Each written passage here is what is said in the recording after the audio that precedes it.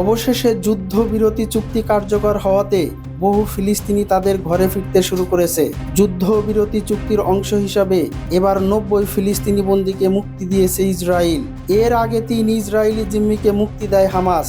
রোববার 19 জানুয়ারি সংবাদ মাধ্যম রয়টার্সের খবরে বলা হয়, দীর্ঘ 15 মাস রক্তক্ষয়ী যুদ্ধের পর গাজায় কার্যকর হয় বহুল প্রতীক্ষিত যুদ্ধবিরতি। মুক্তি পাওয়া 90 জনের মধ্যে 21 জন কিশোরী ও 69 জন নারী। প্রতিবেদনের তথ্য মতে ইসরায়েলি কারাগার থেকে মুক্তি পাওয়া বেশিরভাগ ফিলিস্তিনিকে সম্প্রতি আটক করা হয়েছে। তাদের বিরুদ্ধে কোনো সাজা ঘোষণা করা হয়নি। এর আগে রোববার যুদ্ধবিরতি শুরু হওয়ার কয়েক ঘন্টা পরে হামাস রেড ক্রসের কাছে 3 ইসরায়েলি বন্দীকে তুলে দেয়।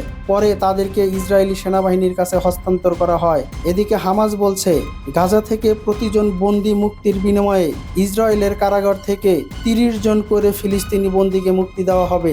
দ্বিতীয় ধাপে হামাসের হাতে থাকা বাকি জিম্মিরা মুক্তি পাবে। সেই সাথে গাজা থেকে ইসরায়েলি সেনা সম্পূর্ণ প্রত্যাহার করা হবে।